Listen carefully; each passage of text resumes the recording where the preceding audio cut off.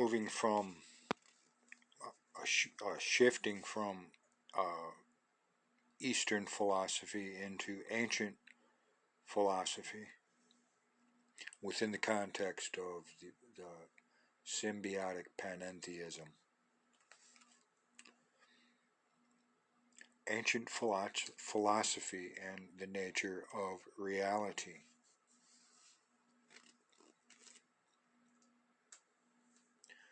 What does the conceptual framework of ancient philosophy have to offer us? The period of ancient philosophy extended from about 600 BC to the 500s AD. The earliest Greek studied the nature of reality and suggested various theories about the universe. Some said the universe was made of a single substance. Others said that everything in the universe was alive. This, in modern terms, is known as the Hylozoic Paradigm. Hylozoic meaning living. It maintained that numbers were the realities, or mathematics, however abstract math was, and all other things in the universe were imitations of numbers. So the ancient philosophers saw reality in terms of mathematics, which is interesting.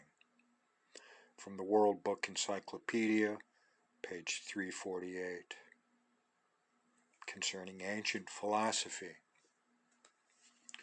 The ancient philosophy oriented its perceptions around three concepts: substance, life, and abstractions.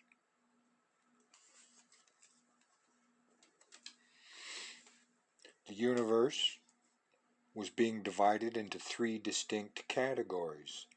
The process would accelerate until it finally became a case where the three distinct branches of perceptual study developed. One, religion, or life, or spirit. Science, material substance, observation, and philosophy, which at this point was an abstraction to most. These three branches became rivals in a power struggle over legitimacy. Ancient philosophy gave us a direction, initiating a debate that was to take place for thousands of years, or for 1,000 years. The debate: what is reality? Is it substance, life, or abstraction? Is there a difference between the three?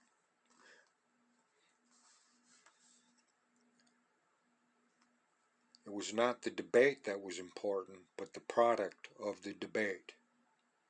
As we struggled to understand ourselves and our purpose for existence, our perceptions would change. And as our perceptions regarding who we are and why we exist changed, so changed our behaviors. It was the behavioral change that was the product of the debate, and which began to define us as a species, as well as our overall behavior as a species.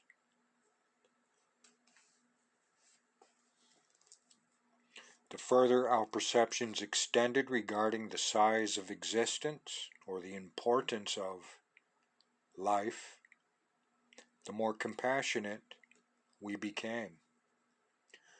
As we moved from being geographically centered to Earth-centered, to solar-centered, to galactic-centered, to universe-centered, we reached to expand the value of the individual or soul. This was a type of direct relationship, as our perceptions regarding the size of what lay outside us, our universe, expanded.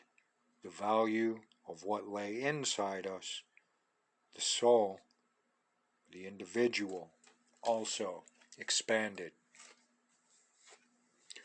What does the conceptual framework of ancient philosophy imply about the universe within which we live? Religion, or life, universe was alive. Science, substance, material, physical. Philosophy, an abstraction.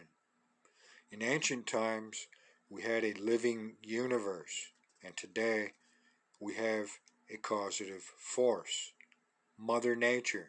In ancient times, we had numbers being reality, and today we have figments of one's imagination.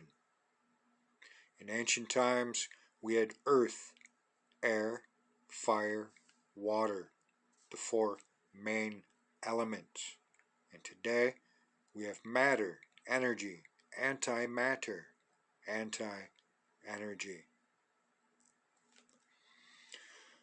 We think we have come so far, yet, upon closer examination, have we really? At first glance, the answer would seem to be no. Our understanding of the universe still orients around the concepts of substance, life, and abstraction, science, religion, and philosophy. But now, our understanding of the intricacies of each has grown. As we begin to better understand each realm of perception, we appear to be gaining a better insight regarding how the three are interconnected and how they may reduce to the same basic universal building blocks. In ancient times, earth, air, fire, and water were separate substances. Now, matter and energy are understood to be two forms of the same thing. The famous Einsteinian formula or equation, E equals mc squared. In ancient times, we had gods and goddesses of love, darkness, the sea, lightning, the overlords. Today, we have one God or one causative force with many potentials. Hence monotheism and pluralism. In ancient times, we had a three-dimensional object having three dimensions. Today, we can theoretically reduce three-dimensional objects to two-dimensional objects. See topology. With matter's universal building block of a quark, life's universal building block of the cell, philosophy's universal building block of I exist, or I think, therefore I am, we appear to be drawing closer to reducing science, religion, and philosophy to a universal perception. Religion, philosophy, and science were not separate entities during the time of the ancients. It was only after the ancients that they separated. They are still separate, but the movement seems toward union once again, a unified view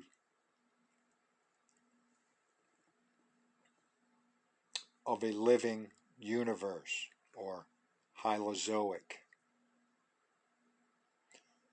Union, separation, union once again? Perhaps. What would this union be called? what better name than a unified view or a universal philosophy? And that in itself defines who should coordinate the project, for that is the very definition of the function of philosophy. So the answer then, philosophy, is a bridge between the sciences, religions, and spiritual traditions.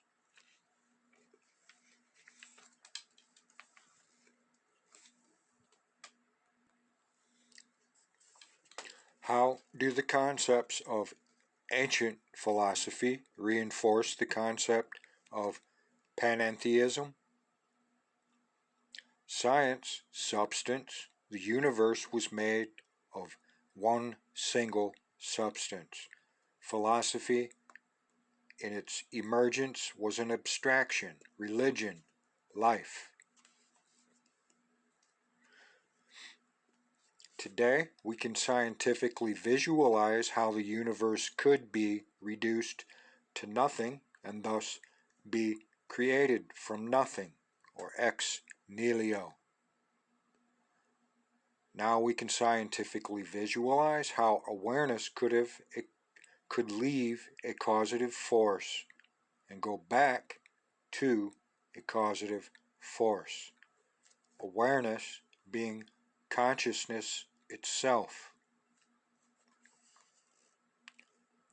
Science is on the move, and its movement appears to be directly towards a union of itself with faith and reason. Many atheist scientists may object to the idea that faith has anything to do with it, but that is disastrously reductionist and subtracts rather than builds or adds to what we already know within each category.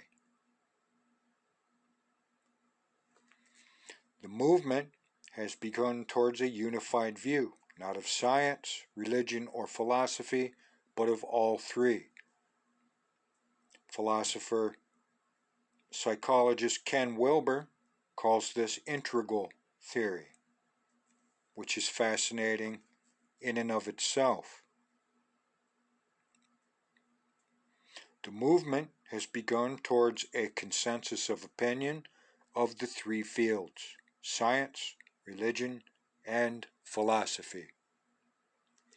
The movement has begun towards a consensus of perception fusing the three, which means we have of developing perceptions of ourselves: faith, observation, and reason.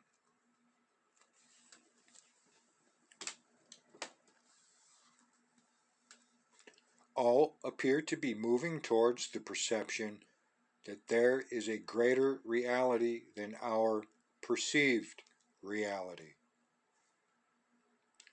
that our universe lies within something greater than itself and the material of which it is composed, and that our reality lies in a causative force, or what religions call God, Creator, which is the definition of panentheism, within, or panentheism, all within, or all in all.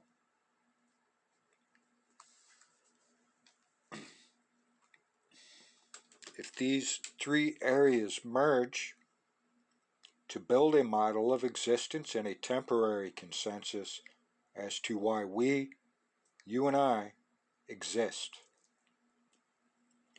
then they will have brought themselves back to where ancient philosophy left off, under a unified view. The three will have found a means of expanding the respect they have of each other and being able to work together. the means of allowing religion and science to remain independent of each other while fusing the results of their work is the very objective of philosophy. Again, the means of allowing religion and science to remain independent of each other while fusing the results of their work is the very objective of philosophy. Atheist philosophers may disagree with that, but nonetheless, that is what is happening within this particular model, a unified view. We are in essence returning to the same mode as the ancient philosophers. Is there a difference? Absolutely. For in ancient times, life, substance, and abstraction were seen as distinctly different concepts with no means of understanding how they could be the same, but believing they were nonetheless. Today, we are drawing nearer to understanding how they can be the same while we continue to sense that they are distinctly different. We are beginning to understand how something physical can be generated from something non-physical or spirit.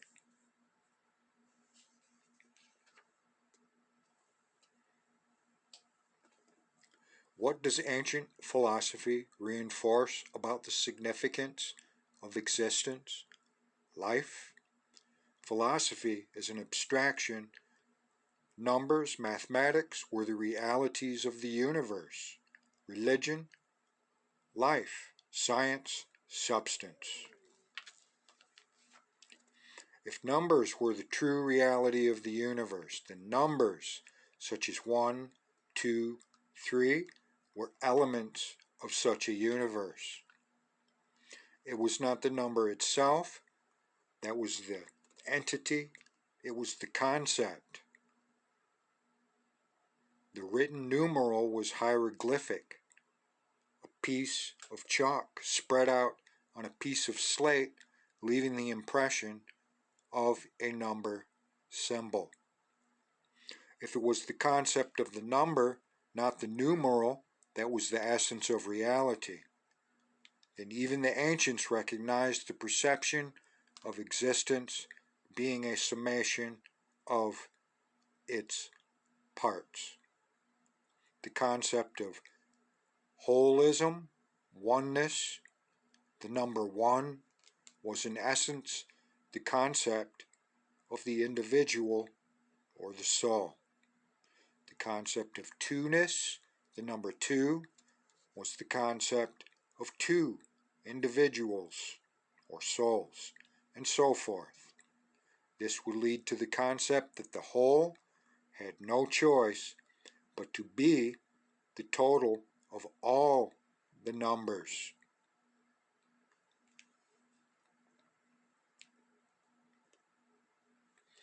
Thus the whole was equal to the sum of its parts, conceptually greater than the sum of its parts. Total awareness was equal to the sum of the individual, unique, aware essences. Ancient philosophy subscribed to the basic perception of what we think we understand today. The only difference lies in the details. Ancient philosophy could not place pieces of the puzzle made up of entropy, topology, ontology, Homo sapien, Islam, Christianity, Judaism, Buddhism, etc., because they did not exist. Today, philosophy can use these pieces to construct more of the puzzle to give us a more complete view of the entire or total whole picture. Before philosophy can do this, however, philosophy must unisolate itself and decide to do so. And modern philosophy has not made the decision to do so. Many philosophers in modern times disdain theology and certain scientific facts that may contradict their personal philosophical outlook. And this attitude does not make for a unified theory. The ancient philosophers still have much to offer us. The ancient philosophers, like old craft masters, have an understanding to offer us that the primary purpose of philosophy is to develop an ongoing, unified, integral view, an ongoing, living, universal philosophy. The process of developing a universal philosophy, a unified view, is nothing less than what the ancient philosophers did thousands of years ago, using the information they had available to them. The process they used was one of combining the three means we have of perceiving what it is we are and why we exist: faith, religion, observation, science, and reason, and logic, and philosophy.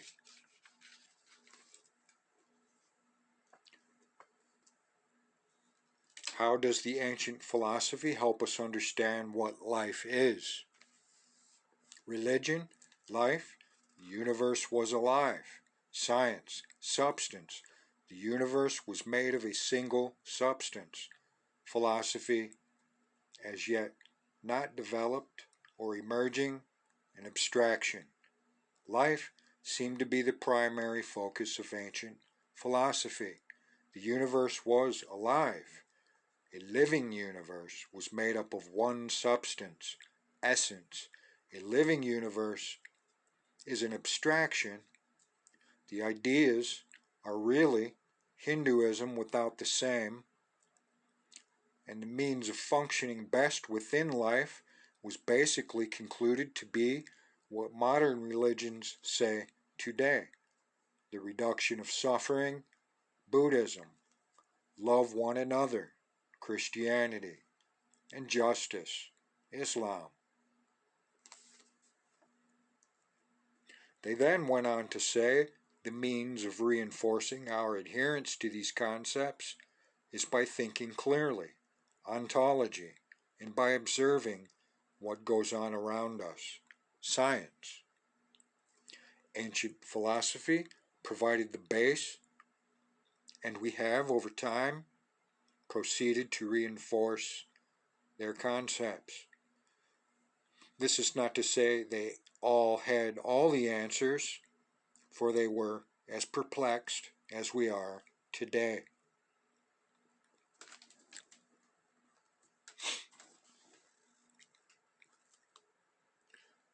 They no more understood the total picture during their times than we do.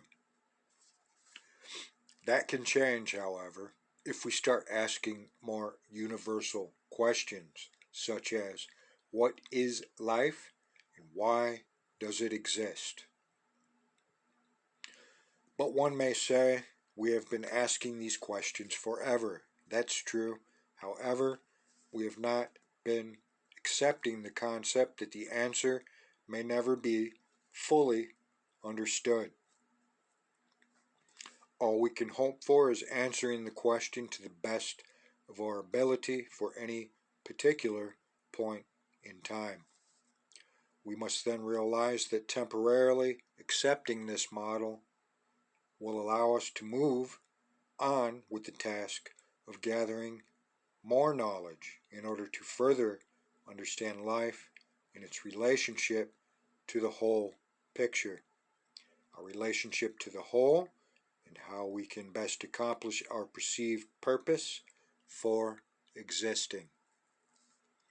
If the universe is alive, and many would agree that it is, filled with life, and if the universe is made of a single substance, then the essence of the universe would appear to be composed of life.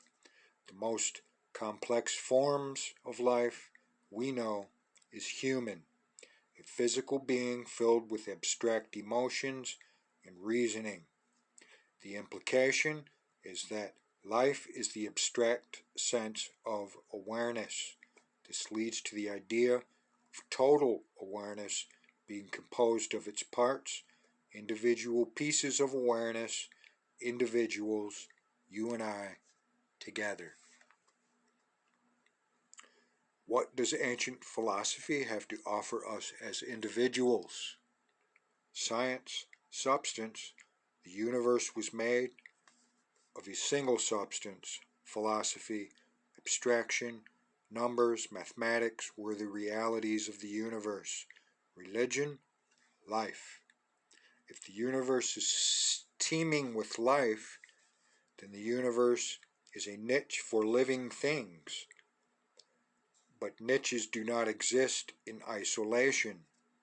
Niches exist within a greater picture. Niches, or parts, exist as parts of a whole. As a living being within this universe, we are a part of the universe, yet we are also part of what the universe is a part of. If the universe is made of a single thing, a form of abstraction, then we are part of a greater abstraction. We are a part of the causative force, which is, in one way or another, what religions have been saying all along. We are part of what we define as the abstraction within which our universe is immersed. But wouldn't this perception make us the causative force? No. There's always been a distinction between creator and creature or creation.